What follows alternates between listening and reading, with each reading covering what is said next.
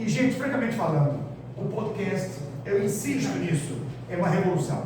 Colocou ali o fone de ouvido e você pode continuar fazendo seus afazeres. Vamos para outra. Vamos para a quinta. Olha que barato. Mais uma questão, 2 textos. Cadê a pergunta? Embora enfatizem a defesa da democracia, as visões do movimento político-militar de 64 divergem ao focarem, respectivamente. Olha o texto. Primeiro texto, o presidente do jornal da maior circulação do país destacava também os avanços econômicos obtidos naqueles 20 anos. Avanços econômicos? Não houve. Foi a propaganda. Na época, o governo federal criou até mesmo, sabe o que, galerinha? Jingles. Sabe o que são jingles? São aquelas musiquinhas insistentes que você diz, música chata, mas daqui a pouco você está cantando, cantarolando, batendo a música. O governo militar criou jingles. Um deles era: este é o país que vai para frente, caminhando, cantando o país. Este é o país que vai para frente. Eram long plays. Já ouviram falar disso, não? Eram LPs, discos de vinil. Hoje vocês só conhecem como enfeite, mas eram discos de vinil.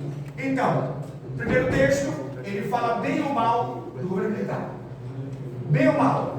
Bem.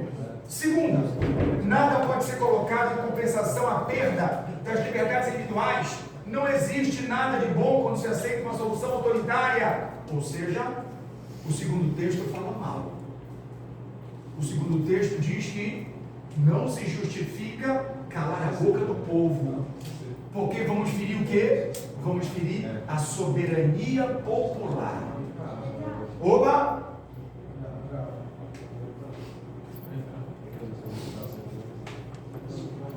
Entender o que você faz, Enem?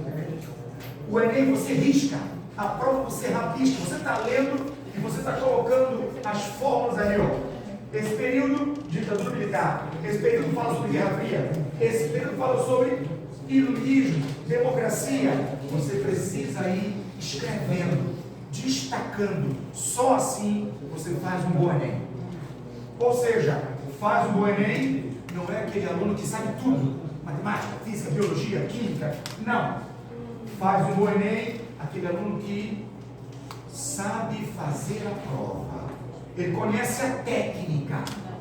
Uma delas, já perceberam que vocês ficam aí sentados, daqui a pouco vocês vão escorregando? E aí a banca fica nessa altura aqui, ó. E você já olhando para o rabo do olho. Quando você se inclina, você promove o quê? Um fechamento. O seu pulmão começa a ser pressionado. E você não nota, mas você passa a ter dificuldade de respirar. Vai fazer a prova, encosta a coluna, faça 2 questões, pare. Segundos. Vai parar 1 hora de fazer a prova, né? Você para segundos, respirou, volta a fazer a prova. Depois, encosta a coluna, acostume-se a isso. Em casa, mamãe e papai, por 1 hora, me deixa aqui. Eu quero treinar. Eu quero treinar para fazer a prova. E aí você arrebenta. Ninguém segura você. Vamos para a próxima. Olha aí. Leis escritas. Leis escritas. Madoc, já sei. Essa lei aqui foi criada pelos romanos. Eu não quero falar sobre os romanos. Eu quero falar sobre a importância das leis escritas. Qual foi o primeiro código escrito criado, gente? Exatamente. Na Mesopotâmia, que tinha como lema a frase de Talião. E o que ele quer dizer com essa lei? Se você é médico, meu pai foi para a sala de cirurgia e morreu nas suas mãos, a lei lhe dá o direito de matar o seu pai. Isso, se você falou mal de mim, mas não tem provas, eu posso chegar ao ponto de exigir um corte da sua língua. Se você roubou alguma coisa que não lhe pertence, corta. Olho por olho, dente por dente. Mardocão, a pergunta do Enem é essa: qual a importância das leis escritas para a sociedade? As leis escritas representam a língua do grande guerreiro, do grande imperador. Se a senhorita que está lá atrás consegue lembrar das minhas leis escritas, significa dizer que o meu império vai até lá. Estão percebendo aí? As leis escritas vão representar o poder, o furor, a ambição do imperador que as criou. Mas aí vem uma outra pergunta, gente. Uma outra dúvida. Antes das leis escritas, existiam leis? Sim ou não?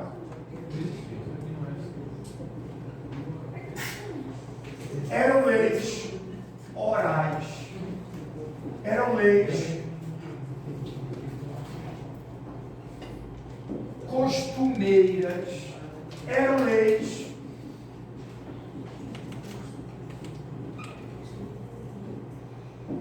tradicionais. Mas, doutor, que diacho de leis são essas? Todos vocês conhecem essas leis. Exatamente, costumeiras, tradicionais. Exemplo, quem é que lembra aqui? Quem foi o membro da família que ensinou a dar o nó no sapato? No tênis? Alguém lembra? Sua mãe? Se você perguntar para ela, mamãe, quem foi que ensinou a senhora? Ela vai dizer, minha mãe, meu pai, ou meu tio. Ou seja, a mesma historinha, aquela historinha de o coelhinho entrou na casinha, saiu, girou. Não foi essa conversa? Não foi, não. Ou aquela historinha mais apimentada. Mamãe, como é que eu fui concebido? Aí a mamãe vai dizer, ó, meu filho, mandaram aqui 2 abelhinhas, uma ficou papai, a outra ficou mamãe. Depois ligamos ali, chegou a cegonha e trouxe o bolso daquela fraga. Não foi essa história? Não foi parecido, não foi parecido, não? Todas essas histórias orais, todas essas histórias que foram passadas de geração a geração, são chamadas de consuetudinária. Consuetudinário. São costumeiras. O Enem adora isso. Cada vez mais, as primeiras questões, 3, 4 questões, são voltadas para a teoria da história. A importância das leis escritas, de onde vieram as leis escritas, qual o papel do historiador, o que é fonte histórica, o que é cultura.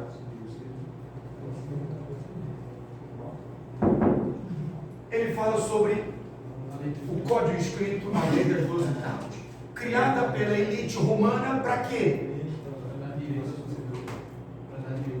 Quando as leis são orais, como é que você vai provar que essa lei defende seu interesse?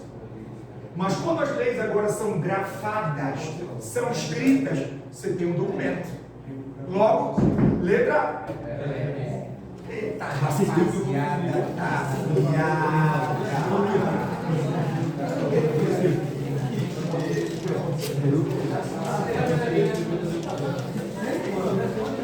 Vamos embora! Vamos embora, galerinha! Olha só! Outro texto gigante. Cadê a pergunta? No contexto da conquista, conforme a análise apresentada no texto, uma estratégia para superar as disparidades levantadas foi, primeiro, eu já sei que o texto está falando sobre disparidade. O que são disparidades? São pensamentos obtusos, distantes, antagônicos. São pensamentos que levam a ter uma ideia maluca, equivocada. Por quê? Porque são dispares, são contrários. Vamos embora? O encontro entre o velho e o novo mundo, que a descoberta de Colombo tornou possível, é de um tipo muito particular. É uma guerra ou a conquista. Como se dizia então, e o mistério continua. O resultado do combate, porque vitória fulgurante, grifa fulgurante. O que é isso? Eufórica, extasiante, fulgurante. Se nos limitarmos à conquista do México, a mais espetacular, já que a civilização mexicana é a mais brilhante do mundo pré-colombiano. Falar do México é falar dos astecas. Falar do Peru é falar dos incas. Sociedades pré-colombianas que construíram grandes cidades. Machu Picchu, Cusco, Tenochtitlan. Cidades com prédios com 4 andares, que possuíam infraestrutura de esgoto mais moderna do que nós temos hoje. A arqueologia, por exemplo, encontrou múmias no Peru de mulheres, por exemplo, com os cabelos em cachos trançados. Qual a diferença, Madoc? Por que nós pensamos em múmias? Lembramos do Egito. Qual a diferença das múmias peruanas, incas? Elas estão na posição fetal. Algumas delas com peles ainda, resíduos de pele. O que significa dizer que o processo de embalsamamento é de primeira. É espetacular. Existem 2 cientistas também que levantaram a hipótese de que os incas já haviam criado uma superfície para voar. Por quê? Porque existem desenhos quilométricos. E a melhor maneira de enxergar os desenhos, de onde é? De cima. E esses 2 cientistas, um americano e um alemão, criaram um balão exatamente com matérias-primas encontradas na época. A juta, o algodão, ora. Se eu fiz, eles poderiam ter feito. Como até hoje, quem tem uma teoria que determine exatamente como foram construídas as pirâmides? Não existe. Existem várias hipóteses, mas nenhuma delas pode ser levada como única, como a verdadeira. Tudo bem? Então nós não falamos de povos ignorantes, falamos de povos que possuem culturas e tecnologias diferentes, variadas. Tudo bem? Então ele fala sobre a grande importância que foi o momento do encontro entre esses 2 mundos, o europeu e o americano. O europeu, velho mundo. A América, novo mundo. Mundos diferentes, com tecnologias diferentes. Mas mesmo com todo o avanço encontrado pelos pré-colombianos, ainda havia um atraso ou uma visão distorcida. Exemplo, na cultura ameríndia, os navios dos espanhóis eram pedras flutuantes. E esses europeus foram taxados como deuses. Por quê? Porque eles trouxeram um raio nas mãos. Quando os índios ouviram o disparo da arma. Os espanhóis chegaram na América com cavalos. E muitas das comunidades pensaram, era um culto só. Aumentando a ideia de que eram deuses. Por isso que muitos membros das comunidades ameríndias sequer se organizaram para brigar. Eles apenas baixaram as armas e aceitaram. Quem é que vai brigar com Deus, cara? Quem é que vai se meter a besta para brigar com Deus, hein? Que loucura é essa? Pois bem, no contexto da conquista, conforme a análise apresentada no texto, uma estratégia para superar as disparidades, as diferenças levantadas foi o quê? Explorar as rivalidades existentes entre os povos nativos, não só na América, mas também na África. Os navios tumbeiros que chegavam carregados de africanos, sabem como eles colocavam essa mão de obra? Pegavam africanos de tribos inimigas. Pegavam índios de tribos inimigas. Vou falar nisso, vocês sabem que a palavra índio, ela está caindo em desuso, né? A expressão correta agora, indígena. Existe um movimento que levanta outra bandeira. Qual? Povos originários. Outra, silvícolas. Outra, aborígenes. Outra, ameríndios. Acostumem-se com essas expressões. Tudo bem, gente? Ok? Alternativa correta? Parabéns. Show de bola. Vamos para outra. Vamos moer, colocar para moer. Arrocha o nó. Isso. A característica da democracia ressaltada por Montesquieu. Manda. Adorei você, meu irmãozinho. Bora voltar. Eu quero isso de vocês, hein? Não é porque eu estou seguindo o barco aqui que vocês vão aceitar e pronto. Por que não pode ser letra? Desde dado? Vamos embora. Introduzir vetores para a disseminação de doenças epidêmicas. Porque se eu transmito essas doenças, se eu faço isso de forma obrigatória, compulsória, eu vou eliminar a mão de obra que eu quero escravizar. Mas eu vou pegar o seu gancho e vou trazer para vocês. Quando os europeus chegaram aqui, imaginava-se, estimava-se que existia uma população de 8 milhões, 6 milhões de habitantes. Hoje, um pouco mais de 200 mil. E a gripe, boa questão para o Enem hoje, a brincadeira com o Covid de 2020. Guardadas as proporções, a gripe, levada pelos europeus para a América, responsável também pela dizimação em massa, pelo genocídio, também pode ser comparada a um cenário parecido com aquele vivido em pleno século XXI. Trabalhos forçados, guerras, a chegada do animal doméstico. O índio, o aborígene, melhor dizendo, não tinha um animal doméstico. Quem vai trazer é o europeu. E esse animal doméstico acaba se tornando o quê? Um hospedeiro. Tudo bem? Existem dois antropólogos, são os irmãos Vilas-Boas, Francisco e Manuel Vilas-Boas. Eles foram os pioneiros no contato com algumas comunidades silvícolas. Eles contam a seguinte história.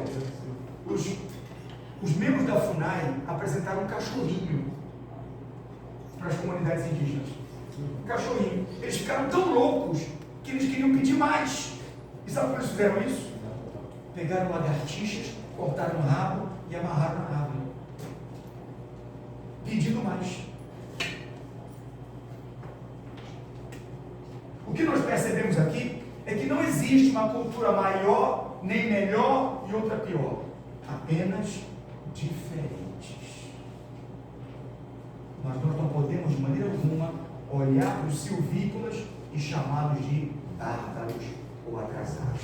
Tem uma história linda, linda, linda. Os funcionários da FUNAI não tinham paciência para assistir jogo de futebol executado pelos silvícolas, porque o jogo sempre terminava empatado. Quando um time fazia o gol e estava chegando a hora de terminar a partida, o time que fez o gol fazia um gol contra.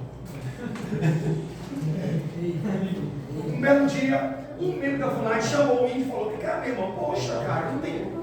Que graça tem assistir o jogo de vocês? Tem que ser empatado. Por que essa história? Que conversa é essa? Sabe o que ele respondeu? Quando os meus ancestrais explicaram o jogo que vocês trouxeram, eles nos disseram que esse jogo era uma confraternização. Se é uma confraternização, não pode haver um vencedor e um derrotado. Forte, hein? E nós chamamos os silvícolas de bárbaros, selvagens, só porque ele anda nus. Gente, fala sério, tem alguma coisa em andar nu? Bora fazer isso agora? Fazer um teste? Não querem, não? Você vai ser a primeira, tira a roupa, vamos lá. Não tem problema nenhum. O que você sabe o outro tem, você tem. Ou o que não tem, a mãe tem, ou a avó tem. Que bobagem. Você não vai ser lá. Para vocês verem o quanto nós somos preconceituosos, o quanto nós temos barreiras.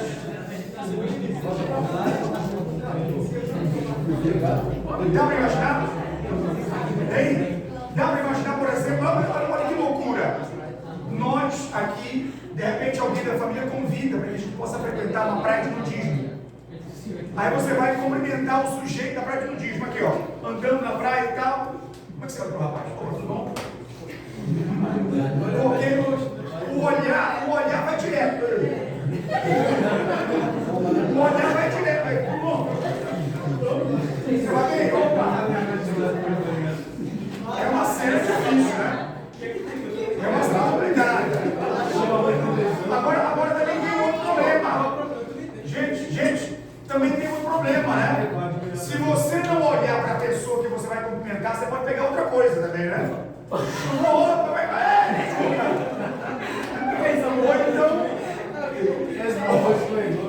então, encontra com uma amiga, a sua amiga, foi mal, foi só para descontrair, vamos embora, olha pra cá. Olha a oitava, galera, oitava. Outra questão quilométrica. Pergunta: a característica da democracia é ressaltada por Montesquieu. Se liga, o Barão de Montesquieu fez parte do movimento das luzes, um movimento que valorizava a razão, um movimento que valorizava a criação do Estado liberal, democrático, capitalista. Nesse Estado, qual é a lei principal? A medida principal é aquela que estabelece um vínculo comum. Todos somos iguais perante a lei. Qual é a pergunta? Qual é a resposta? Letra B. Opa, B, C, D. Temos muitas dúvidas. Letra B. Ao condicionamento da liberdade dos cidadãos à conformidade das leis. Boa, essa é boa. Qual é a outra? Qual é a outra? C. A possibilidade do cidadão participar do poder e, nesse caso, livre da submissão das leis. B. Vamos letra D. Ao livre-arbítrio do cidadão em relação àquilo que é proibido. Livre-arbítrio em relação àquilo que é proibido. Gente, isso aqui acontece quando nós vemos aquele jardim maravilhoso, né? E a plaquinha, não pise na grama, está aqui. Opa! Está pisando na grama, está aqui na placa, não pisa na grama. Mas você está pisando na grama. Portanto, só pode ser mesmo letra B. Tem dificuldade aí? Tem algum problema aí, galera? Exatamente. Vamos embora. Vamos para outra. Olha aí. Que maravilha. Que japonesa. Meu rabo. A base americana do Pacífico Sul. Vocês sabem. Tudo leva a crer que o governo americano, que a Casa Branca, que o Capitólio sabia que os americanos, que os japoneses iriam bombardear a base do Pacífico Sul. Maduro, que é verdade isso? Da mesma forma que existem documentos que comprovam que o presidente George Bush, filho, sabia que no 11 de setembro de 2001, um avião iria se chocar com a World Trade Center. As Torres Gêmeas. Mas peraí, tu quer dizer o que com isso? Curiosamente, cerca de 3 mil pessoas morreram, tanto em Pearl Harbor, quanto no choque contra as Torres Gêmeas. Interessante também saber o seguinte: os americanos precisavam se livrar da grande crise econômica vivida durante a Segunda Guerra Mundial. Quando os japoneses bombardearam a base, a população exigiu que os americanos entrassem na guerra. E a quebra da Bolsa de Valores de Nova York começou a deixar de viver a crise. Curiosamente, quando as Torres Gêmeas foram destruídas, mais uma vez a população americana pressionou o Capitólio para que a Casa Branca perseguisse os terroristas. E o presidente George W. Bush recebeu 100 milhões de dólares para investir na criação de uma secretaria contra o terror. Olha. Engraçado se não fosse trágico. O que significa dizer que um dos maiores fabricantes de armas são fábricas norte-americanas. Os grandes fabricantes de bebida, do tabaco, precisam de um mundo em guerra. Precisam de um mundo instável.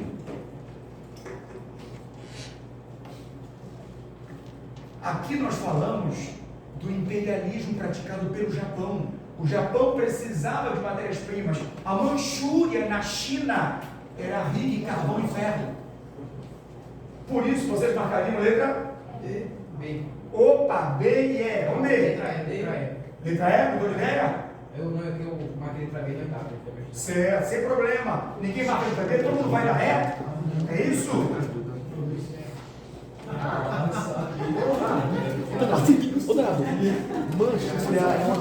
Letra E. A Manchúria era o território norte-americano, não. Era chinês.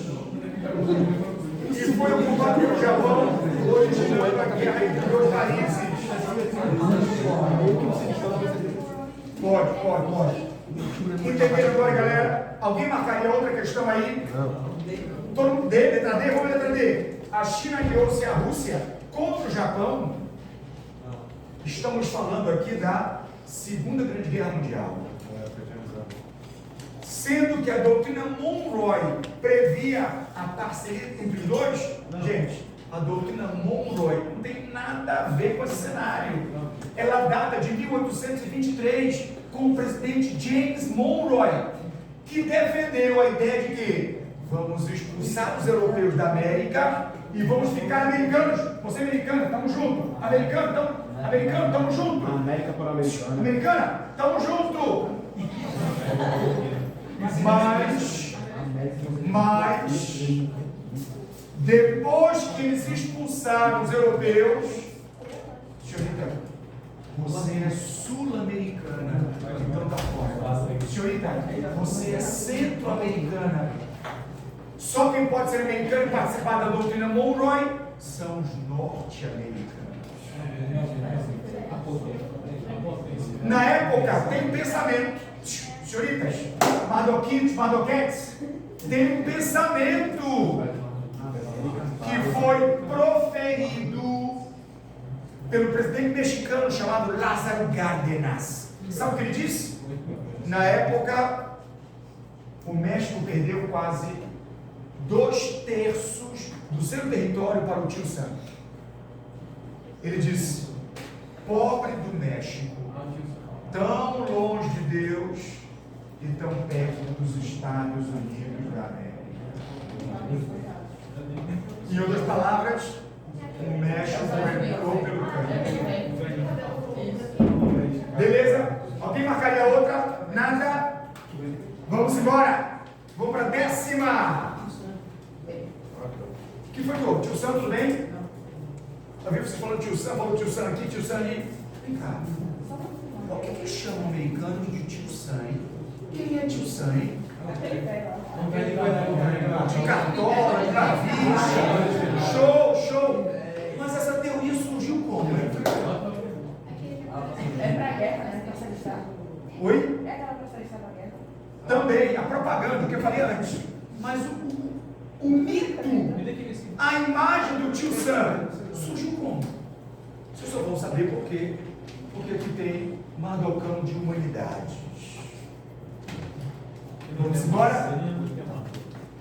Durante a expansão para o Velho Oeste, as caixas de alimento traziam a palavra USA.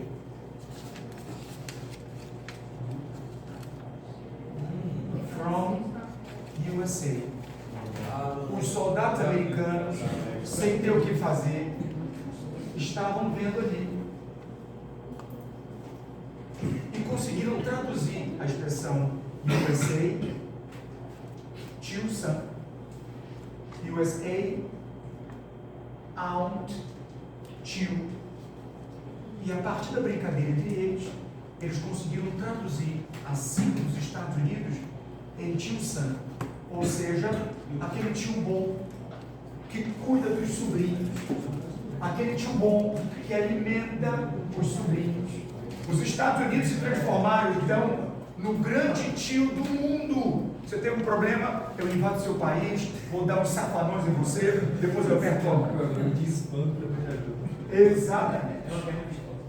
Ok? O texto indica que durante a Guerra Fria, as relações internas em um mesmo bloco foram marcadas pela Guerra Fria, foi a separação do mundo em dois blocos: capitalista, socialista, tendo à frente dois países, duas potências que não poderiam se chocar. Por que não poderiam se chocar? Se chocar. Também vale socar, né? Socar também vale. Por quê?